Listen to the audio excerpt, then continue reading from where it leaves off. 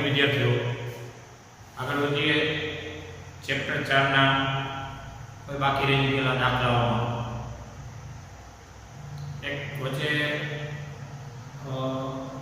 થિયરીના પોર્શનમાં એક ટોરોઇડ ભણવાનું બાકી છે. સોલેનોઇડને સીધો કરી નાખવામાં આવે તો સોલેનોઇડ એટલે વાહકતાનું હેલિકલ ગુજરું, અને એને વર્તુળાકારે વાળી દેવામાં આવે તો ટોરોઇડ બની જાય. એ પણ આપણે ભણશું. અત્યારે સ્વાધ્યાયનો 13મો દાખલો જોવો. સ્વાધ્યાયનો 13મો.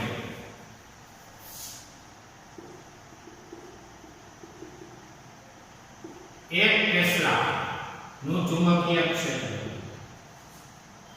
નિયમિત સમક્ષિતિજ ચુંબકીય ક્ષેત્ર છે. નિયમિત એટલે આવું ચુંબકીય ક્ષેત્ર છે જેની ક્ષેત્ર રેખાઓ એકબીજાને સમાંતર અને સમાન અંતરે રહેલી છે, અને સમક્ષિતિજ એટલે x અક્ષ પરનો આટલા મૂલ્યનું ચુંબકીય ક્ષેત્ર છે. એમાં તમારે 8 સેન્ટીમીટર ત્રિજ્યા અને 30 આંટા ધરાવતી વર્તુળાકાર ગુજરું લટકાવો. સેન્ટીમીટરના મીટર કરો તો 10 ની -2 થાય. આ ચુંબકીય ક્ષેત્રમાં આટલા આંટાવાળું આટલી ત્રિજ્યાનું એક ગુજરું લટકાવો. ગુજરામાંથી પ્રવાહ પસાર કરો. I બરાબર 6 એમ્પિયર. ક્ષેત્ર રેખાઓ ગુજરાને લંબ સાથે 60 નો ખૂણો બનાવે છે. થીટા છે 60 ડિગ્રી. ગુજરાનું આવર્તન ન થાય એ માટે એના ઉપર લગાડવા પડતા વિરુદ્ધ દિશાના ટોર્કનું મૂલ્ય કેટલું, એને કહે પુનઃસ્થાપક ટોર્ક કેટલું. હવે તમારી પાસે આમ તો જે કંઈ ટોર્ક લગાડવાનું થાય એ પહેલા તો ગુજરું ક્યાં રાખેલું છે કે ગુજરાનો લંબ ચુંબકીય ક્ષેત્ર સાથે, આ ચુંબકીય ક્ષેત્રને B વેક્ટર કહે છે. એટલે ગુજરું આમ રાખેલું છે.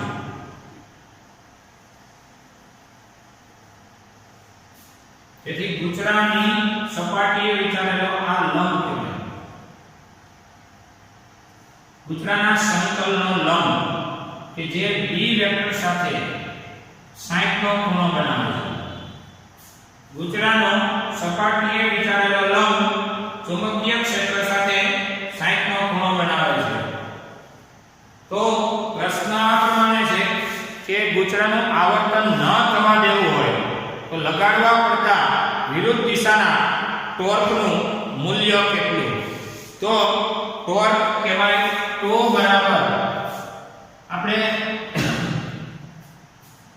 જો વિરુદ્ધ દિશાનું ટોર્ક નહીં લગાડીએ ને તો ગુજરું છે ને એ કોણાવર્તન અનુભવશે. ગેલ્વેનોમીટર ભાઈ બની ગયા છે.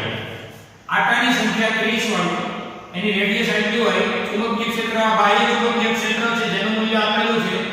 એમાં પ્રવાહધારી ગુજરું છે અને ગુજરાના સમતલે દોરેલો લંબ ચુંબકીય ક્ષેત્ર અને 60 નો ખૂણો બનાવે છે. તો જરૂરી ટોર્કનું મૂલ્ય ગણો. તો ટોર્ક બરાબર NI AB sin θ, અથવા ટોર્ક બરાબર આપણે સાદું સૂત્ર યાદ રાખીએ M ક્રોસ B. તેથી ટો બરાબર M એટલે NIA ક્રોસ B.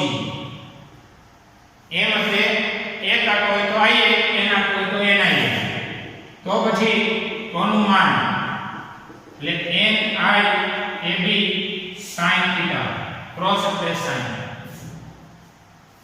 n આપેલું છે, પ્રવાહ આપેલો છે, એરિયા એટલે ગુજરાના આડછેદનું ક્ષેત્રફળ. એટલે ફાઇનલી ક્લિયર થાય ક્ષેત્રફળ એટલે પાઈ r સ્ક્વેર. ગુજરાનો આડછેદ વર્તુળ છે, વર્તુળ એટલે પાઈ r સ્ક્વેર ઇન્ટુ b અને sin થીટા એટલે તમારો 30 ડિગ્રી. કેટલો છે? Sorry 60 degree. તો પછી આટલું ટોર્ક લગાડવું પડે. એની આપણે ગણતરી જોઈ લઈએ. n 30, પ્રવાહ તમને આપેલો છે 6 એમ્પિયર. આ 3.14, r એટલે 8 8 × 10⁻² હોલ સ્ક્વેર. બી ચુંબકીય ક્ષેત્ર 1 S અને sin એટલે √3/2 એટલે થાય 0.86 sin નું મૂલ્ય.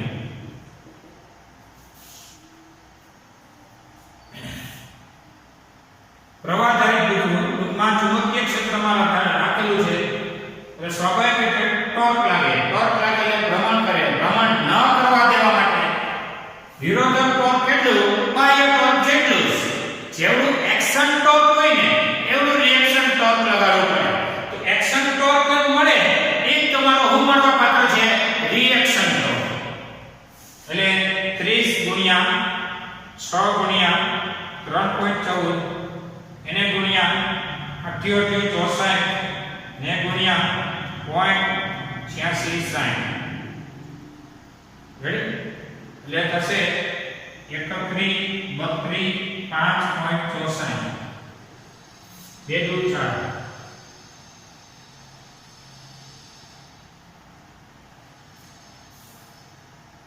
તો પછી 1 2 3 ને 4 3.13 ચારે 4 સ્ટેપ પૂરા થઈ ગયા. ટોર્કનો એકમ કયો ન્યૂટન * મીટર. આ 3.13 ન્યૂટનનું ટોર્ક લગાડવું પડે. જોયું.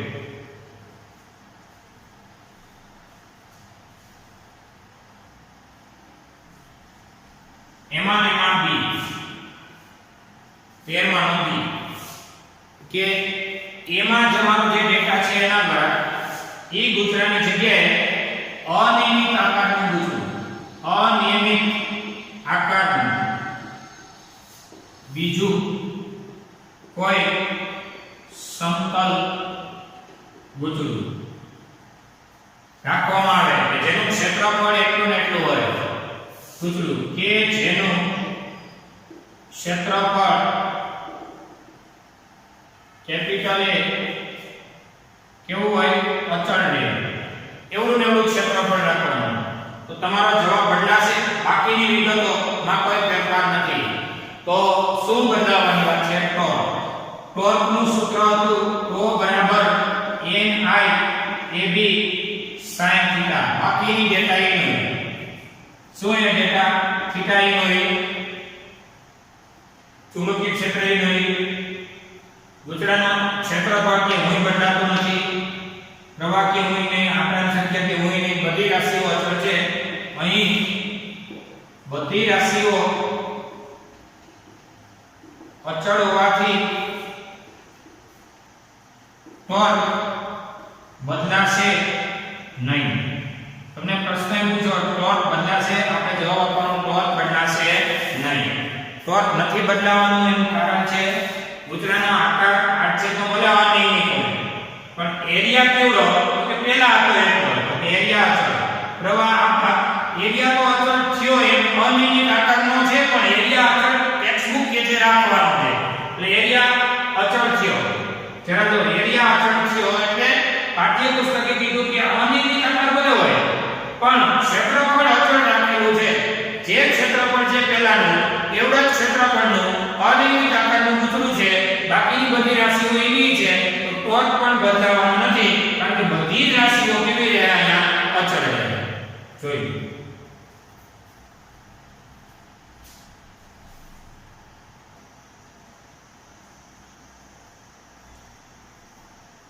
ચલો હવે આમ તો આપણે આ ચેપ્ટરમાં ટોરોઇડ વિશેનો અભ્યાસ આપણે કરીશું. એમાં કઈ બહુ ટિપિકલ પરિસ્થિતિઓ નથી. એક વચ્ચેનો થોડોક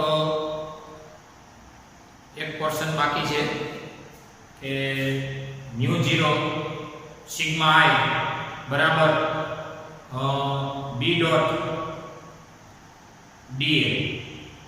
B.dl એટલે કે બંધ ગાળા પરનો એમ્પિયરનો જે સર્કિટલ નિયમ છે એના વિશેનો પણ વધુ અભ્યાસ આપણે કરવાનો છે. એટલે જેમ જેમ જરૂરિયાત આવતી જાય ટોપિકમાં એનો આપણે અભ્યાસ કરતા જવું. હાલમાં ટોરોઇડને લગતા કોઈ દાખલા સ્વાધ્યાયના કે ઉદાહરણમાં નથી, એટલે ટોરોઇડની થિયરી આપણે પછીના પોઈન્ટ ઉપર આવશે ત્યારે ભણશું. હાલમાં થોડા આઉટ ઓફ ટેક્સ્ટના દાખલાઓ જોઈ લઈએ. હવે આ તમારા પાસેનો એક્સ્ટ્રા દાખલા છે.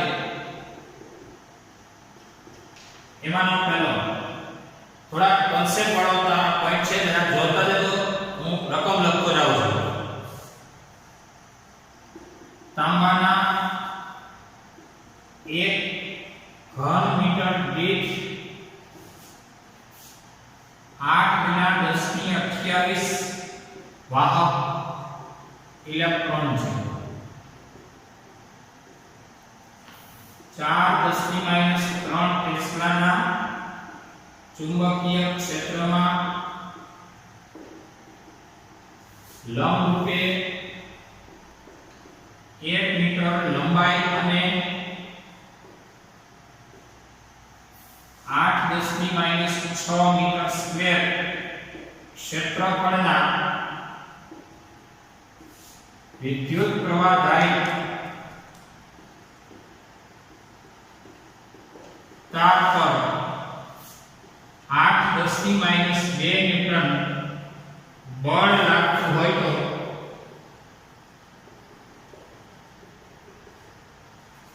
ઇલેક્ટ્રોનનો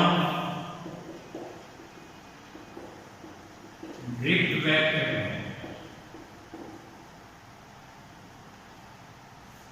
આપણો સવાલ છે. હવે સ્વાભાવિક રીતે આવા કોઈ પ્રશ્નો આવે,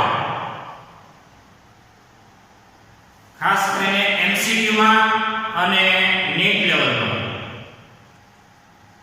તમારા ગુજરાત બોર્ડના MCQ માં જો કે આવડો મોટો દાખલો તો ન આવી શકે, પણ આવા કોઈ નાના એવા ટિપિકલ ટોપિક આવે, પહેલા ડેટા કનેક્ટિવિટી આપી અને પછી સૂત્ર ક્લિક કરવાનું. તાંબાના 1 ઘન મીટર દીઠ આટલા ઇલેક્ટ્રોન છે, એટલે કે 8×10⁻28 ઇલેક્ટ્રોન પ્રતિ મીટર ઘન. આને કહેવાય મીટર ઘન એટલે કદ, ઇલેક્ટ્રોનની સંખ્યા કહેવાય, આ રાશિને કહેવાય સંખ્યા ઘનતા. ત્યાંથી કેજો કરવા રાશિ કઈ થઈ? સંખ્યા ઘનતા. આટલા ચુંબકીય ક્ષેત્રમાં, ચુંબકીય ક્ષેત્રને B કહેવાય, 4×10⁻³ ટેસ્લા. ચુંબકીય ક્ષેત્રમાં લંબરૂપે 1 મીટર લંબાઈનો તાર રાખ્યો છે, L = 1 મીટર. જોજો લંબરૂપે શબ્દ કામનો છે. આ ચુંબકીય ક્ષેત્ર હોય એને લંબરૂપે તાર રાખવાનો છે. અને તાર કેવો? તો કે પ્રવાહધારી તાર છે. આ તાર હતો પણ કેવો? પ્રવાહધારી છે. એટલે લંબરૂપે રાખેલો છે, 1 મીટર લંબાઈનો અને ક્ષેત્રફળ આપ્યું છે 8×10⁻6 મીટર સ્ક્વેર. તારનો 8 જેટલું ક્ષેત્રફળ છે, તારની લંબાઈ છે. આ તાર પર લાગતું બળનું મૂલ્ય પણ આપેલું છે 8×10⁻² ન્યૂટન. ઇલેક્ટ્રોનનો ડ્રિફ્ટ વેગ શોધો. ડ્રિફ્ટ વેગ એટલે વેલોસિટી ડ્રિફ્ટ. તો સ્વાભાવિક રીતે પ્રશ્ન થાય તમને કે આ કોન્સેપ્ટ કયો થયો? તો કે બોલો પ્રવાહધારી તારને ચુંબકીય ક્ષેત્રમાં રાખવાથી લાગતું બળ. શબ્દ કામનો છે લંબરૂપે, કારણ કે થીટા ને એવું હોય ને તો જ બળ કહેવાય મેક્સિમમ. કારણ કે F = IL × B. IL B sin 90 અને sin 90 જ 1 થાય, sin 0 તો 0 થાય. આ જ તારને એક માર્કનો પ્રશ્ન બોર્ડમાં પૂછી નાખે કે ચુંબકીય ક્ષેત્રને સમાંતર રાખેલો છે પ્રવાહધારી તાર, તો બળ કેટલું? તો કહી દેવાનું F = IL B sin 0 અને sin 0 0. કોઈ બળ લાગશે નહીં. ચુંબકીય ક્ષેત્રને લંબરૂપે રાખેલો હોય ત્યારે જ બળ લાગે મેક્સિમમ, કારણ કે IL B sin 90 અને sin 90 શું થાય? 1 થાય. તો પહેલો મુદ્દો કહી દઉં કે પ્રવાહધારી તારને ચુંબકીય ક્ષેત્રમાં રાખવાથી લાગતું બળ F = IL × B. એટલે કે F = IL B sin sin 90 1 લખતો નથી એટલું બળ લાગે. આપણો પ્રશ્ન છે ઇલેક્ટ્રોનનો ડ્રિફ્ટ વેગ કેટલો. હવે ડ્રિફ્ટ વેગ એટલે કે વિધિ. તો જરા જોજો ક્યાં ઇલેક્ટ્રોન હોય વાહક તારમાં કઈ દિશામાં ગતિ કરતા હોય પ્રવાહની વિરુદ્ધ દિશામાં. ઇલેક્ટ્રોનની ગતિ છે ને ત્યાં પ્રવાહધારિતામાં પ્રવાહની વિરુદ્ધ દિશામાં ઇલેક્ટ્રોનની ગતિ હોય. તો આટલા ક્ષેત્રફળનો છે આટલી લંબાઈનો છે પ્રવાહધારિતા છે આટલું બળ લાગે છે ઇલેક્ટ્રોનનો ડ્રિફ્ટ વેગ કેટલો. આપણે જાણીએ છીએ કે જે બરાબર એની વિધિ. યાદ કરો સૂત્ર ચેપ્ટર 3 નું જે બરાબર એની વિધિ. ઈ જ વાતો છે ચેપ્ટર 3 ને કનેક્ટિવિટી આપવાની ચોથું ભણવું હોય તો પછી 1 2 3 4 5 બધાય કનેક્ટિવિટી આપવાની થાય નવા કોઈ ચેપ્ટર ની અંદર. એટલે અંદર ચેપ્ટરો ક્રોસ થતા જાય ધ્યાન રાખજો.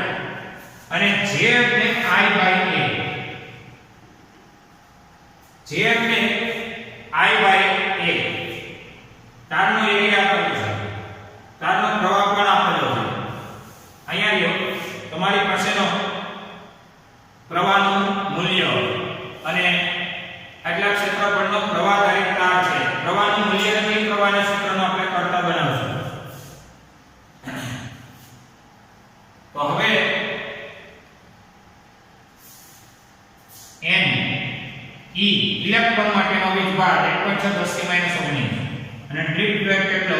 ડ્રિફ્ટ વેગ સૂત્રનો કરતા આવે એકના ટોપિકમાં ડબલ સૂત્રનો કરતા ન બને. એટલે આપણે આમાં i ને કહીને ન્યા મૂકી દેશું કારણ કે અજ્ઞાત છે ને આમાં તમે રકમ વાંચો આમાં કે પ્રવાહ નથી કીધું. આ એટલું કીધું પ્રવાહ ધારી પણ પ્રવાહનું મૂલ્ય કીધું નથી. એટલે પ્રવાહની જગ્યાએ આપણે મૂકી દેશું f/lb. i ની જગ્યાએ f/lb i ની જગ્યાએ ના છેદમાં a અને આ થયો a ની વિધિ. અહીં કારણ લખી નાખું સમીકરણ 1. i એટલે જ કોણ લીધું f/lb. તો અને એના છેદમાં પાછો a છે. તો હવે આ સ્ટેપ ને આગળ વધારું છું જરા જોઈએ. તેથી f/lba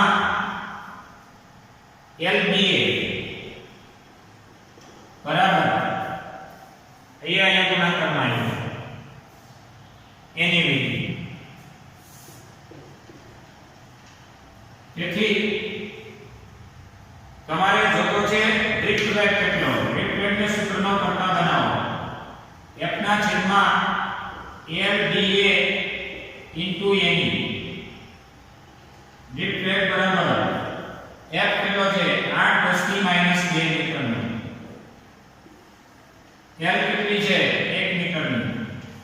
ચુંબકીય ક્ષેત્ર કેટલો છે 4 × 10⁻³ નો. એરિયા મીટરનો છે 8 × 10⁻6. સંખ્યા ઘનતા કેટલી છે સ્મોલ n 8 × 10⁻28.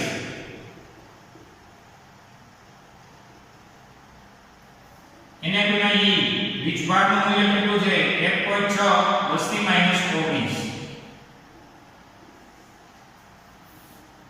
એટલે કે હવે તમે જે કાંઈ કેલ્ક્યુલેશન કરશો એ તમારો ફાઇનલી જવાબ બનાવશે. 8/4 ના છેદમાં આટલું થઈ ગયું ને 1/4 ના છેદમાં 8 ના છેદમાં 1.6 એટલે 0.01953. આ -2 -3 ઉપર જાય તો +3 -6 ઉપર જાય +6 28 -28 -19 + 19 6 ને 3 9 એમાંથી 28 21 12 એટલે -2 કાઢી. તો ફાઇનલ ડ્રિફ્ટ વેગ ગણાય 1 અને 2 2.8 પકડી નાખો 1.9 અને 10⁻⁴ મીટર પ્રતિ સેકન્ડ. આટલો ઇલેક્ટ્રોનનો ડ્રિફ્ટ વેગ થયો 1.9 10⁻⁴ મીટર પ્રતિ સેકન્ડ. આવા દાખલાઓ તમારી પાસે ઢગલાબંધ હોય, અનધર મટીરીયલમાં સોલ્યુશન સાથે હોય, અમુક સોલ્યુશન વગરના હોય, કોન્સેપ્ટ ઉપર હાલવાનું થાય, ફ્રી હોય કે ખાલી ટેક્સ્ટ બુક જ નથી કરીને રાખવાની. ટેક્સ્ટ બુક ની આગળ આવા કોઈ દાખલા હોય એની સોલ્વ કરતા રહેવાના, એકદમ હેલું થઈ જાય. અને જુદા જુદા સૂત્રો દરેક ચેપ્ટરમાંથી ક્રોસ થઈને આવે ને એટલે તમને ઓટોમેટિક આવડવા મળશે. આવા દાખલાઓની તૈયારી પણ તમારે કરવી. આજના લેક્ચરમાં આપણે જે આવા દાખલાઓ આગળ વધારશું. પછી જ્યારે એવો ટાઈમ હશે ત્યારે ટોરોઇડ અને કોઈ એકાદો નાનો ટોપિક એમ્પિયરનો સર્કિટલ નિયમને ડીપમાં ભણવાનો હોય તો એ ભણી લઈશું. જોઈ લો જરા, દાખલો નોંધી લેજો.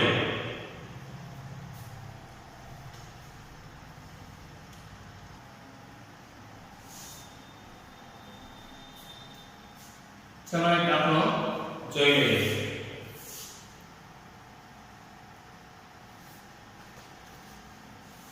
.1.5 મીટર લંબાઈ ધરાવતા એક સુરેખ તાર, એમાં 10 એમ્પિયર પ્રવાહ પસાર થાય છે.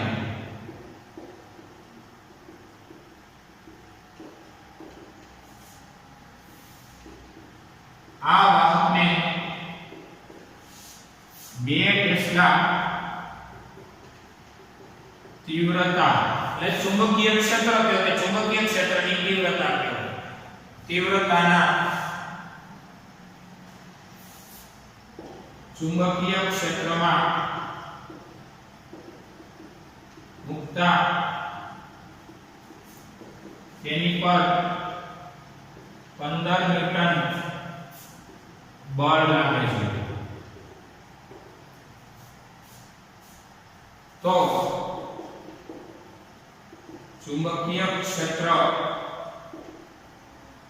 અને વિદ્યુત પ્રવાહની દિશા વચ્ચેનો કોણ કેટલો, એટલે કે ખૂણો કેટલો. ચલો આવી જાઓ. 1.5 મીટર લંબાઈ એક સુરેખ તારમાંથી 10 એમ્પિયરનો પ્રવાહ પસાર થાય છે. આ વાહક તારને 2 ટેસ્લાના ચુંબકીય ક્ષેત્રમાં મૂક્યો છે. આ તાર ઉપર લાગતું બળ 15 ન્યૂટનનું છે. ટૂંકમાં પ્રવાહચારી તારને ચુંબકીય ક્ષેત્રમાં રાખવાથી લાગતા બળનો કોન્સેપ્ટ છે, જૂનો કોન્સેપ્ટ છે.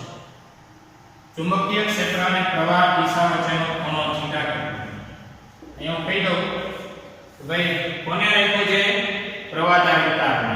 ક્યાં રાખ્યો છે? ચુંબકીય ક્ષેત્રમાં. શું લાગવાનું છે? બળ. પ્રવાહચારી તારને ચુંબકીય ક્ષેત્રમાં રાખવાથી લાગતું બળ F બરાબર IL ક્રોસ B. F બરાબર ILB sin થીટા. હવે જો I છે, L છે, B છે, F છે અને થીટા બાકી છે. દાખલો પૂરો સમજાય છે? થીટા બાકી છે તો sin થીટા સૂત્રનો કરતા બને, અથવા તો F નું મૂલ્ય 15, પ્રવાહનું મૂલ્ય 10, લંબાઈ 1.5, ચુંબકીય ક્ષેત્ર 2 ટેસ્લા અને થીટા છે અજ્ઞાત. તો હવે બધું છેદમાં આવશે. sin થીટા બરાબર આ બધું છેદમાં 15 ના છેદમાં આ બધું 10, 1.5 અને છેદમાં 2 એટલે કે 0.5. sin થીટા નું મૂલ્ય 1/2 હોય તો સ્વાભાવિક છે થીટા થઈ જાય 30 ડિગ્રી. sin 30 1/2. જોઈએ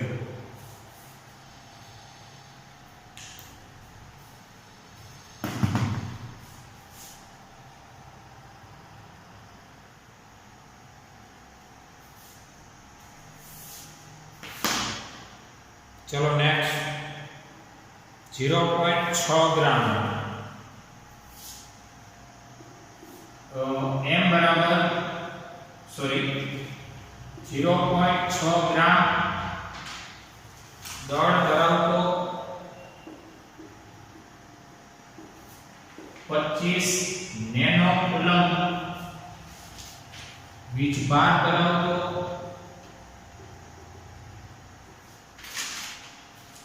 कण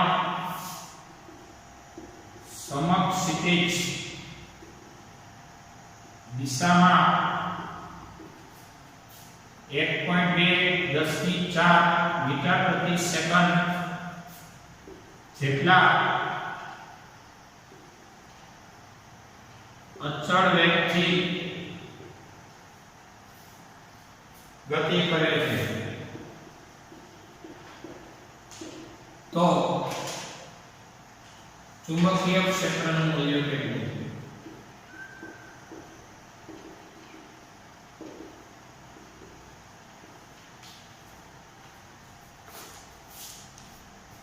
હવે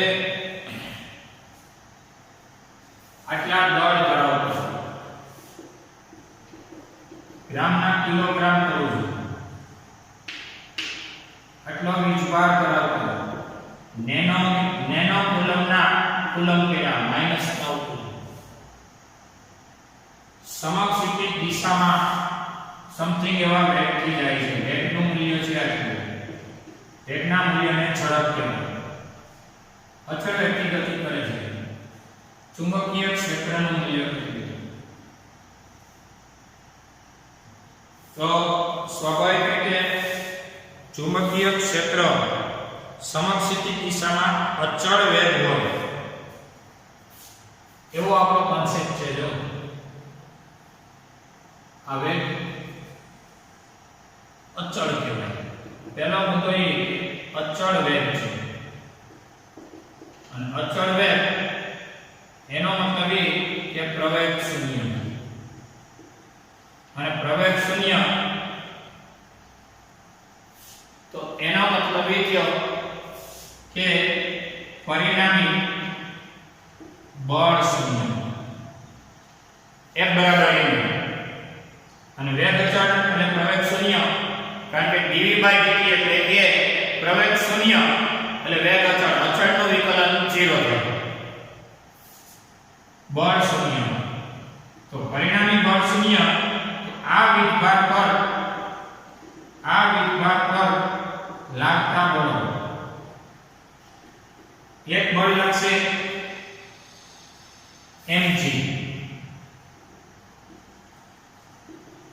जे लगसे एक्शन फोर्स तो चुंबकीय क्षेत्र में अचल वेगथी समक्षितिज दिशा में इलेक्ट्रॉन गति करे ने वीजभार गति करे ने એટલે ગતિને કારણે પ્રવાહનું નિર્માણ થાય અને ચુંબકીય ક્ષેત્રમાં v વેગથી ગતિ કરતા વીજભારિત કણ પર લાગતું ફોર્સ એને કહેવાય qvb sin θ sin θ માં sin 90 થાય જરા વિચારો ચુંબકીય ક્ષેત્ર ક્યાં છે કે ચુંબકીય ક્ષેત્રનું મૂલ્ય તો પૂછ્યું છે પણ સમક્ષિતિજ દિશામાં વીજભારિત કણ ગતિ કરે છે અને સમક્ષિતિજ દિશામાં વીજભારિત કણ ગતિ કરે છે તો વીજભારિત કણ નો વેગની દિશા q કૌંસમાં v ક્રોસ b vr હવે b ની દિશા ક્યાં હોય તો કે b ની દિશા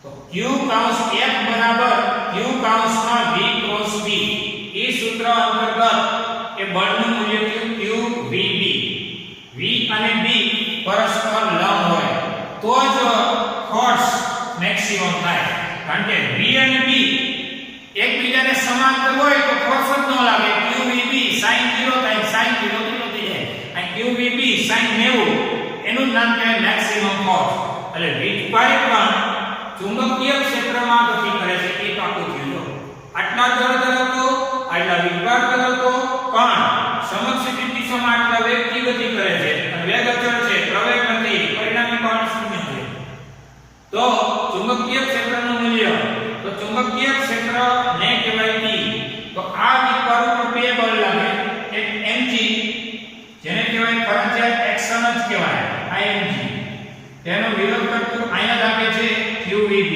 આ એક ફોર્સ છે અને mg પણ એક ફોર્સ છે. તો qvb ક્યારે લાગે? તો કે આમ દિશા હોય તો જો qvb સમક્ષિતિ દિશામાં વેગ ચુંબકીય ક્ષેત્ર હોય અંદર તો ફોર્સ ઉપર લાગે, જમણા હાથના નિયમ qvb, q કાલ્સમાં v cross t વેગ એનો આમ હોય, આ વેગની દિશા, આ અંદર તરફ b ની દિશા, આ v, આ b અને v અને b પરસ્પર લંબ હોય,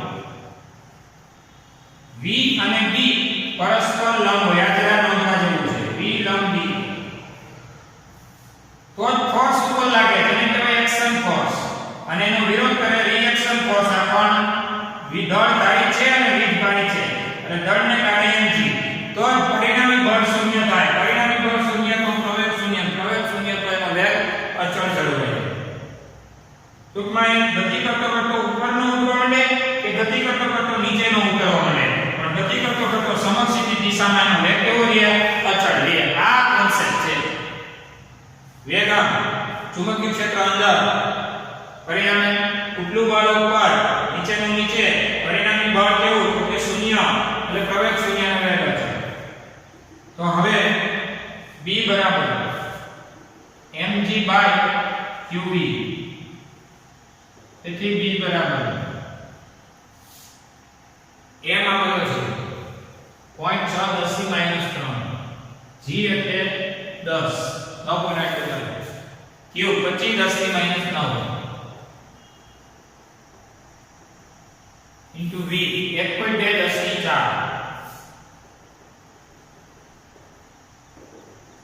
ફાઇનલી તમને b મળશે.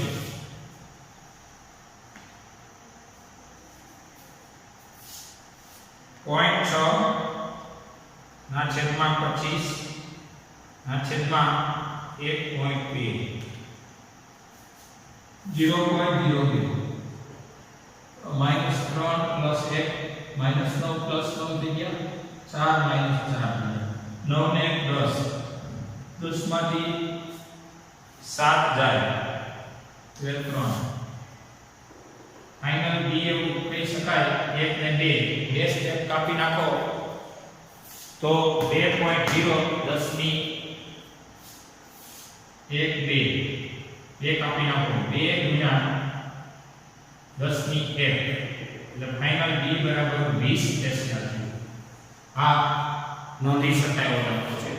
આ કોન્સેપ્ટ છે. ગમે એમ કરી પાઠ્યપુસ્તક ભણી ગોખી અને થિયરી ગોખી લો, દાખલા ગોખી લો, તમને એમ થાય બોર્ડમાં પેપર ભરવા જાય, બોર્ડમાં MCQ માં આવા લલચામની જાહેરાતોમાંથી ક્યાંય પણ આવી શકે છે. ગયા વર્ષના MCQ પાઠ્યપુસ્તકમાંથી બધા હતા, પણ પાઠ્યપુસ્તકમાંથી કોન્સેપ્ટ ઉપાડો તો હતા, બાકી કાંઈ નહીં, બધું ઉપરથી જાય એવા MCQ આવી ગયા. એટલે દરેકે આ રીતે ડીપમાં તૈયારી કરવી. 100 માંથી 100 માર્ક મેળવવા માટેની તૈયારી આ ટાઈપની છે.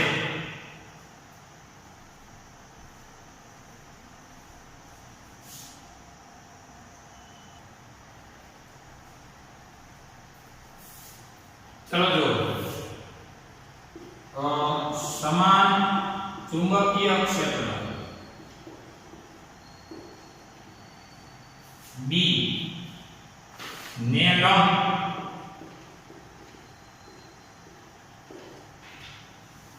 પ્રોટોન, ડ્યુટેરોન,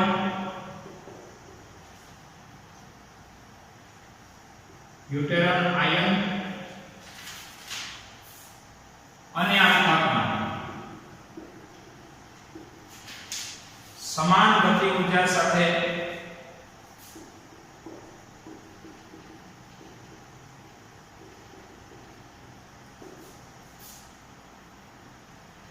વર્તુળાકાર માર્ગે ગતિ કરે છે. જો તેમના વર્તુળ માર્ગની ત્રિજ્યા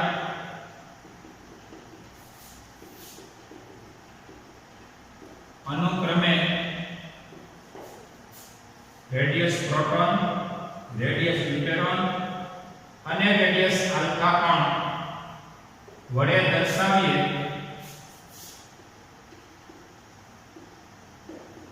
તો તેમની વચ્ચેનો સંબંધ શું? આ પ્રશ્ન છે. કોની વચ્ચેનો? રેડિયસ વચ્ચેનો. પ્રોટોનની, આલ્ફા કણની અને ન્યુટ્રોનની રેડિયસ વચ્ચેનો તમારે સંબંધ મેળવવો છે. હવે સમાન ચુંબકીય ક્ષેત્રને લંબ રૂપે હાલો જો આ સમાન ચુંબકીય ક્ષેત્ર છે.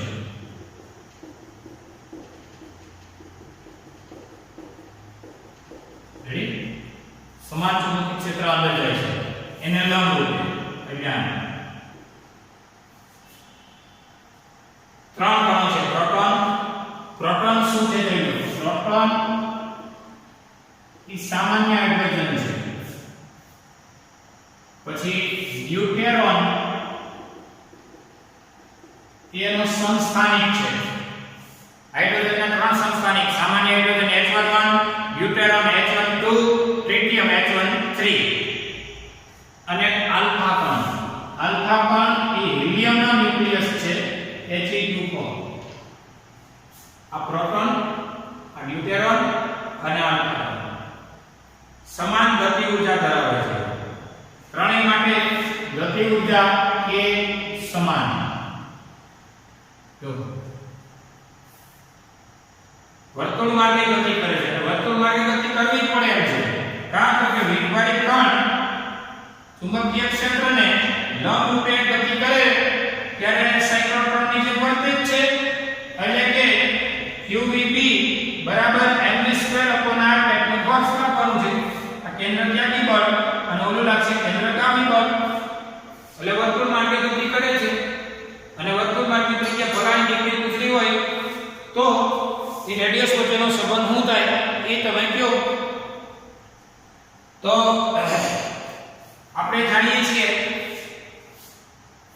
કે આ કોન્સેપ્ટની અંદર ત્રણેયના વીજભારો અલગ અલગ છે. એની ગતિ ઊર્જા સમાન છે. આમાં આપણે ગતિ ઊર્જા લાગુ છે એટલે થઈ ગયું. તો અહીં જોય કે q મૂલ્યના વીજભારને ચુંબકીય ક્ષેત્રને લંબ v વેગે ગતિ કરાવતા લાગતા બળો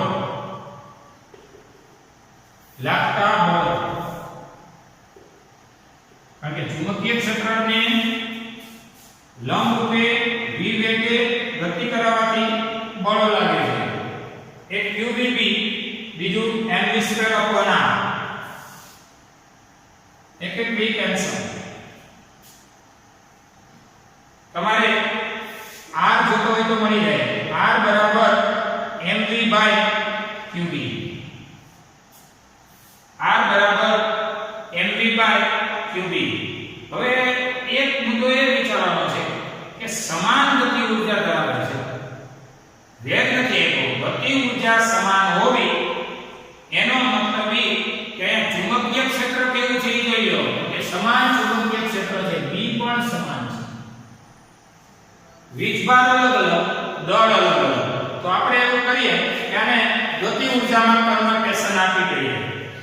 જો r બરાબર 1/2 m v² ઘટે છે v તો v માં કન્વર્ટેશન આપી શકાય એમ છે. આ બીજો વેગનો કોઈ કોન્સેપ્ટ આપેલો નથી. 1/2 m v²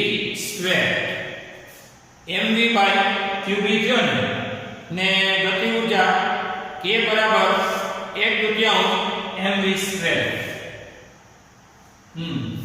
આમાં આપણે ગતિ ઊર્જા એનું કરવી છે. તો કે કા ગતિ ઊર્જા તો કે ગતિ ઊર્જા તમને આપેલી છે. ગતિ ઊર્જા k બરાબર 1/2 mv². તેથી v² બરાબર 2k/m 2k/m અને v બરાબર √ માં 2k/m. v બરાબર શક્ય બને √ 2k/m આને નંબર આપી દો 2 ને આમાં મૂકી શકાય 2 ને 1 માં મૂકો તો r બરાબર m/qb બાજુમાં v છે v એટલે અંડર રૂટમાં 2k/m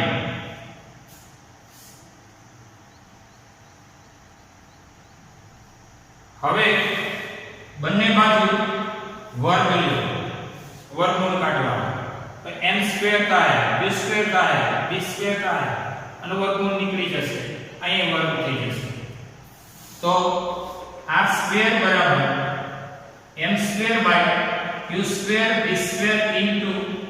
2k/m વર્ગ લ્યો એટલે વર્ગમૂળ કેન્સલ થાય ગતિ ઊર્જા કેવી કીધી છે જોઈ લો સમાન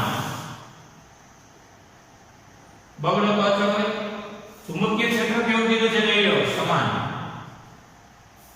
એક એમ તો ઉડવાના છે ક્યાં જાય તો પછી રેડિયસ નો વર્ગ ચલે છે માસના છેદમાં q² આ તમારા માટે કામનું સમીકરણ થયું રેડિયસ નો વર્ગ બરાબર માસના છેદમાં q² થયો હવે જો સમીકરણ 3 પરથી રેડિયસ ચલે છે માસ બાય એટલે કે અંડર રૂટમાં માસ બાય q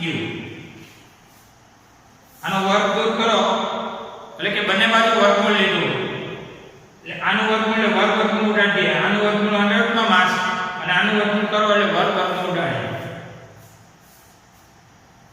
તો પછી રેડિયસ પ્રોટોન જેમ રેડિયસ ડ્યુટેરોન જેમ રેડિયસ આલ્ફા કણ ત્રણ છે એક પ્રોટોન એક ડ્યુટેરોન અને એક આલ્ફા કણ ઇઝ ઇક્વલ ટુ ચલો જોજો થશે શું લીધો ઇઝ ઇક્વલ ટુ અંડર રૂટમાં m/q જેમ m/q જેમ m/q એટલે કે માસ બાય 20 પેલો પ્રોટોન છે એટલે અહીંયા પ્રોટોન બીજો ડ્યુટેરોન છે અહીંયા ડ્યુટેરોન ત્રીજો આલ્ફા છે તો અહીંયા આલ્ફા તો અંડર રૂટમાં માસ પ્રોટોનનું દળ જોઈ લો પ્રોટોનનું દળ છે 1 એનો વિભાગ 1 ડ્યુટેરોનનું દળ છે 2 ડ્યુટેરોનનો વિભાગ E1 આલ્ફા કણનું દળ છે 4 આલ્ફા કણનો વિભાગ નીચે 2 તો 1 નું વર્ગમૂળ 1 જેમ 1 થયો આ √2 જેમ 1 થયો 4 નું વર્ગમૂળ 2 ઉડી જાય આ 1 જેમ 1 થયો એટલે કે પ્રોટોન ડ્યુટેરોન અને આલ્ફા કણ માં સમાન કોણ થયો તો આપણે આન્સર તરીકે લખીએ કે સંબંધ શું તો કહેવાય પ્રોટોનનો અને આલ્ફા કણનો સમાન થયો રેડિયસ પ્રોટોન અને આલ્ફા કણનો રેડિયસ સમાન ત્યારે √2 એટલે 1.41 અને ડ્યુટેરોન વાળાનું વધુ છે ડ્યુટેરોન વાળાનો રેડિયસ વધુ છે ત્યારે આ બેનો એથી ઓછો છે આ બેનો સમાન છે પણ ડ્યુટેરોન થી કેવો છે ઓછો છે આ એનો સંબંધ કાઢી શકાય જોઈએ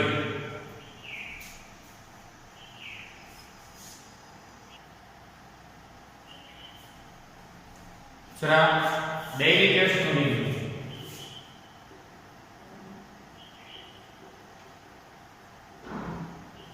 સ્વાધ્યાયનો 13મો અને ઉદાહરણ નંબર 11 આ રિવિઝન ઉદાહરણ છે ખાસ કરી અહીંયા આપણે લેક્ચર પૂરો કરીશું.